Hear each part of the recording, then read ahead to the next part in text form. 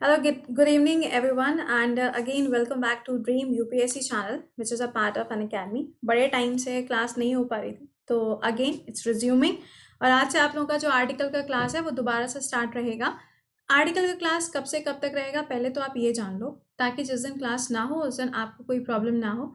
Article का class आपका हुआ करेगा मंडे टू फ्राइडे, ठीक है। इस चीज़ का ध्यान रखिएगा, 4:30 बजे ही रहेगा। फाइन। आपका जो सैटरडे संडे होगा 4:30 बजे का, आई विल ट्राई कि कोई उस दिन आपके लिए जैसे कि कोई बर्निंग इशू है या समथिंग, ऐसा कुछ आपके लिए स्टार्ट किया जाए। बट ये ध्यान रखिएगा कि आपके लिए एडिटोरियल बहुत जल्दी स्टार्ट होने वाला है। जस्ट गिव मी सम मोर टाइम, मतलब एक दो दिन का टाइम और दे दो बस, it will be started. Okay, चले। अच्छा, सबसे पहली चीज़, एक बार से लिंक को ज़रा शेयर कर देना अपने फ्रेंड्स के साथ में। और जो भी चैनल पे पहली बार आते हैं या फिर इस क्लास को पहली बार देखते हैं, प्लीज़ चैनल को एक बार सब्सक्राइब ज़रूर किया करिए। वेल, फाइनली पहले तो अनाउंसमेंट कर दिया जाए, जो काफ़ी टाइम से यहाँ पे आप लोगों को दिक्कत हो रही थी। सुनिएगा ध्यान से। अनअकैडमी ऐप पे आपके लिए एक टेस्ट स्टार्ट हुआ है, ठीक है। ये टेस्ट स्टार्ट होना था 15 तारीख से, लेकिन अब इसको आज से स्टार्ट कर दिया गया है, ठीक है ना। इसमें क्या चीज़ें होंगी ध्यान से समझिएगा, पूछा क्या जाएगा, कैसे क्या करना है, वो सब हम आपको समझाते हैं। देखो, ये जो टेस्ट होगा, पहली चीज़ ये समझना है, ये ऑल इंडिया लेवल पर होगा। ऐसा नहीं है कि आप क्लास देख रहे हो तो सिर्फ आप ही को यहाँ पे टेस्ट देना है, या दूसरा कोई बच्चा देख रहा है तो उसको टेस्ट देना है, ऐसा नहीं है। ये ऑल इंडिया लेवल पर आपका टेस्ट होगा, ठीक है। टेस्ट का लिंक कहाँ मिलेगा वो हम आपको प्रोवाइड कराएंगे, कब कहाँ कैसे, ज़रा सुनिएगा। देखो, पहली चीज़ तो ये समझो, ये टेस्ट स्टार्ट हो गया, आज पहला टेस्ट हुआ भी था। इस टेस्ट का जो टाइम है, ज़रा वो ध्यान से सुनिएगा। देखो, इसमें होगा क्या, आप सबको पता है कि 10:30 बजे अनअकैडमी पे स्पेशल क्लास लेते हैं। आप सभी लोग जानते हैं, बहुत सारे बच्चे ऐसे हैं जो आते ही नहीं है ना, कुछ ऐसे भी हैं जो नहीं आते हैं, राइट। तो आप एक चीज़ का ध्यान रखिएगा, 10:30 बजे का जो आपका स्पेशल क्लास होता है, उसी स्पेशल क्लास के साथ में आपको अब एक लिंक प्रोवाइड किया जाएगा, ठीक है ना।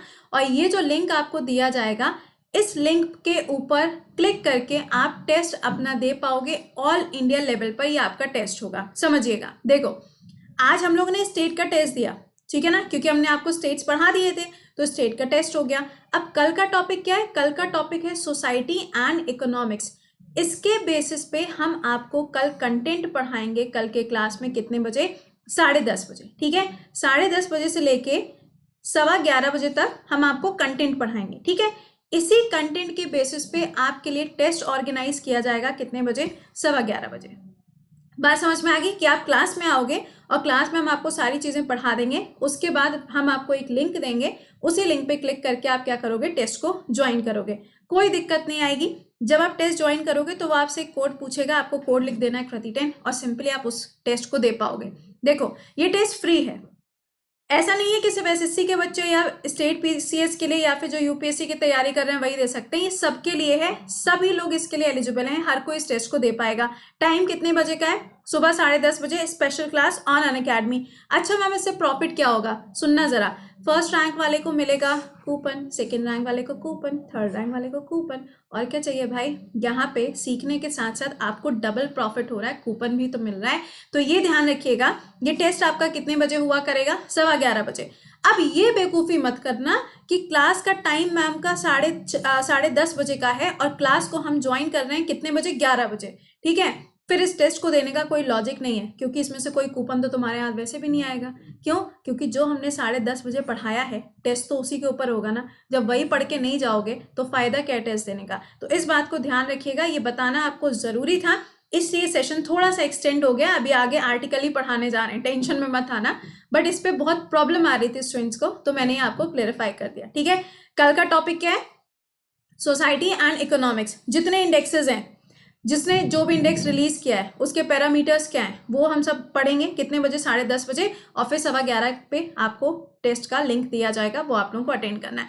तो जो बच्चे अभी तक इसको अटेंड नहीं कर रहे थे, आपको पता है यूपीएससी का नोटिफिकेशन आ चुका है, स्टेट पीएससी का नोटिफिकेशन आ चुका है, तो प्लीज बी प्रिपेयर। हाँ, एसएससी वाले मोस्ट वेलकम, आप लोग भी इस टेस्ट को देना। आज के टेस्ट में देख लो, काफी सारे बच्चे ऐसे, अरे फर्स्ट रैंक जिसकी आई है वो एसएससी की बच्ची है, तो समझ सकते हो आप कि कितना अच्छा आपके लिए है। आप सभी लोग इसको ज्वाइन कर सकते हैं, ठीक है। चलिए, अच्छा बात करते हैं आर्टिकल्स के बारे में। देखो, पिछले वाले क्लास में मैंने आपको पढ़ा दिया था, आर्टिकल नंबर 18 तक पढ़ा दिया था, है ना। तो ये देखिए आज हम लोग आर्टिकल पढ़ने जा रहे हैं। आर्टिकल नंबर 19 से लेके कहाँ तक पढ़ेंगे, 22 तक हम लोग पढ़ेंगे। ठीक है, चलो अब ध्यान से सुनना, कमेंटबाजी मत करना, दिमाग को यहीं पे, और सेशन को एक बार से लाइक और शेयर जरूर से मार दीजिएगा। ओके, देखो सबसे पहली चीज मैंने आपको बताया था कि आर्टिकल्स जो हैं वो 6 टाइप के हैं। आज हम लोग जो टाइप पढ़ने जा रहे हैं वो आपका टाइप नंबर 3 है, जिसमें क्या होता है, राइट टू फ्रीडम दिया जाता है। ठीक, देखो पहला वाला जो आर्टिकल है, आर्टिकल नंबर 19, ये क्या कहता है, बहुत ही ध्यान से सिंपल शब्दों में समझ लेना। दोनों लैंग्वेजेस में लिखा है तो लैंग्वेज में कोई दिक्कत नहीं आएगी। देखिएगा, समझिए। आर्टिकल नंबर 19 के अंदर 6 बातें बोली गई हैं। पहली बात बोली गई है कि जो भी भारत का रहने वाला व्यक्ति है, एनी सिटीजन ऑफ इंडिया, कोई भी व्यक्ति क्यों ना हो, किसी की भी बात कर रहे हैं, A to Z any person, उसके पास में बोलने का अधिकार होता है, अपनी बात को कहने का अधिकार होता है। किसी भी तरीके का वो कोई गुट बना सकता है, लेकिन ये ध्यान रखिएगा उसके पास में कोई भी हथियार नहीं होने चाहिए, मतलब कोई भी आर्म उसके पास में ना हो। उसके बाद में देखो कोई एसोसिएशन बना सकता है। एसोसिएशन का मतलब क्या हो गया, जैसे कि कोई एनजीओ हो गया, या उसने अपना कुछ अलग से काम करना शुरू कर दिया है ना, वेलफेयर के लिए, उसे हम कहेंगे। अगला क्या, मूवमेंट, यानी कि कोई भी व्यक्ति जो है वो एक जगह से दूसरी जगह पे जा सकता है, बहुत अच्छी बात है। कोई भी व्यक्ति कहीं पर भी जाके अपना घर बना सकता है, बहुत खूब। और कोई भी व्यक्ति कोई भी काम कर सकता है, किसके लिए, अपने लिए। अब आप सोच रहे होगे तो इसमें कौन सी बहुत बड़ी बात है, मैं आपको समझ नहीं आया, कुछ समझ नहीं आया ना, अब समझो। देखो पहला क्या है, आप सबको पता है, आप सब यहाँ पे इतने स्मार्ट हो कि जब आप लोग वीडियो में कमेंट करते हो ना, तो आपके पास में पूरा राइट होता है ना, लेकिन आप ये भूल जाते हो कि हमारे पास में भी राइट होता है आपको ब्लॉक करने का, पता है ना।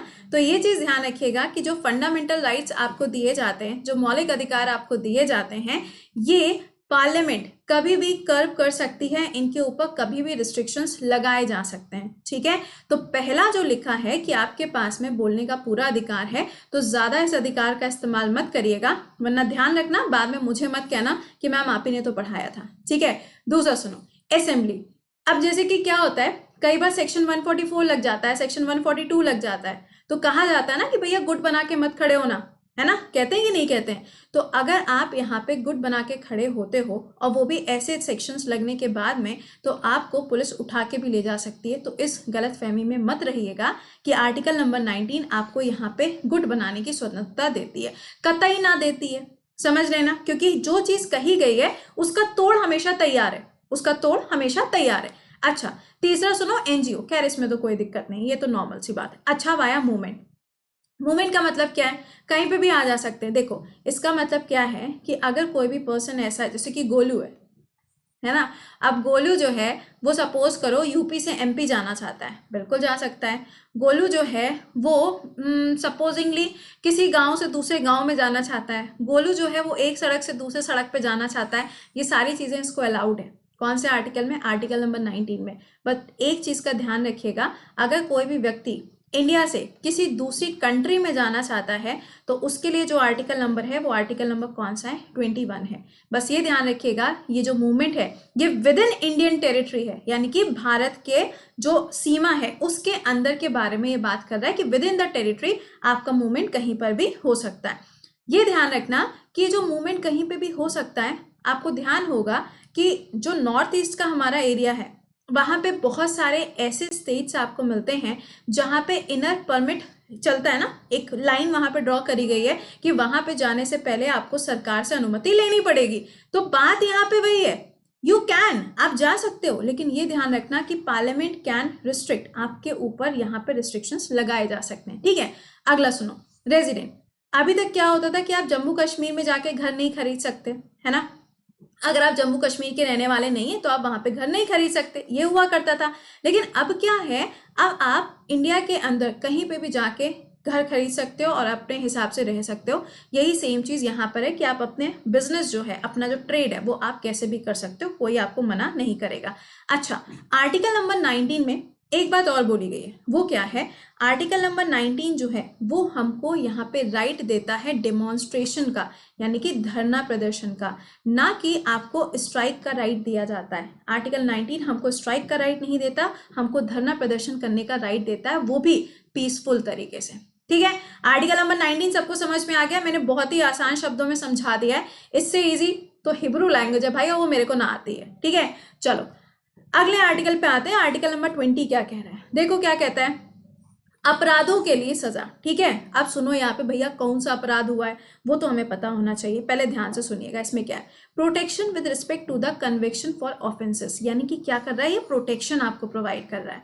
सपोज करो कई बार ऐसा होता है ना कि किसी को अरेस्ट कर लिया गया, लेकिन अभी उसके ऊपर जो भी चार्जेस लगे हैं वो प्रूफ नहीं हो पाए, ठीक है ना, मान लो वो प्रूफ नहीं हो पाए, तो अब क्या होगा, उसे किसी ना किसी तरीके से बचाना पड़ेगा ना, वरना पुलिस वाले तो आप जानते ही है फिर कैसा ट्रीटमेंट उसके साथ में होता है। तो देखो ये आर्टिकल आपको 3-4 चीजें बताता है, तीनों पॉइंट्स हम इसमें बता दें, इसमें क्या 3 बातें कही गई हैं। पहला सुनो, इसमें बोला जाता है कि सपोज करिए अगर किसी भी व्यक्ति को अरेस्ट किया गया, एनी पर्सन, मतलब किसी भी व्यक्ति को अगर यहाँ पे अरेस्ट किया गया है किसी भी कानून के अगेंस्ट जाके, अगर उसने कोई भी काम किया है तो भाई देखो उसके ऊपर क्या होगा, पेनल्टी तो लगेगी, ये आपको भी पता है, बिल्कुल सही बात है। लेकिन इसके ऊपर ये जो पेनल्टी लगेगी ना, ये लीगल तरीके से होनी चाहिए। मतलब अगर किसी को अरेस्ट किया है तो आपको बताना पड़ेगा कि आप उसको अरेस्ट क्यों कर रहे हो, ठीक है, पहला क्लॉज। दूसरा क्या कहता है, अगर सपोज करो कि किसी एक व्यक्ति को कोई सजा दे दी गई है ना, उसने कोई गलत काम किया, उसको सजा दे दी गई, अब ऐसा नहीं होगा कि 4 महीने बाद उसी सेम चीज के लिए एक नया कानून बना तो अब उस बेचारे व्यक्ति को दोबारा से पकड़ के लाया जाएगा और फिर नए वाले कानून के हिसाब से सजा दी जाएगी। नो, ऐसा नहीं होगा। सपोज करो कि जो मोलू है इसने कोई क्राइम किया, ठीक है ना, अब इसने क्राइम किया 2020 में, इसको सजा मिल गई, काम खत्म हुआ, सजा मिल गई ना। अब ऐसा नहीं है कि 2024 में जाके सेम टॉपिक के ऊपर नया कानून बना और इसको दोबारा से सजा मिली, नहीं, ऐसा नहीं होगा। यानी कि नो डबल जियोपार्डी, एक व्यक्ति को किसी भी गलती की जो सजा है वो एक ही बार दी जाती है। इसीलिए आप लोगों से कहते हैं लाइफ में अगर अभी समय बर्बाद कर रहे हो तो ये समय वापस पलट के आपके पास में कभी नहीं आएगा, सिर्फ आपको रुला के जाएगा। इसीलिए कहते हैं use this time, use this time, ठीक है। अच्छा, तीसरा क्या कहता है, तीसरा कहता है नो सेल्फ इंक्रिमिनेशन। क्या मतलब हुआ इसका, इसका मतलब हुआ कि कोई भी पुलिस ऑफिसर किसी भी व्यक्ति को जिसको उसने अरेस्ट किया है उसे जबरदस्ती फोर्स नहीं कर सकता कि भाई तुमको अपने खिलाफ गवाही देनी है। कई बार आपने देखा होगा ना, अक्सर ऐसा हो जाता है कि जैसे कि पुलिस वाले जो होते हैं वो कई बार ऐसा करते हैं, जैसे कि उनको कोई केस बहुत जल्दी सॉल्व करना है ना, तो कई बार कह नहीं देते हैं कि एक काम कर भाई तू अपना यहाँ पे एक्सेप्ट कर ले कि हाँ तुमने एक क्राइम किया था और केस जो हमारा है वो जल्दी से बंद हो जाए। ऐसा मूवीज वगैरह में आपने देखा होगा, है ना।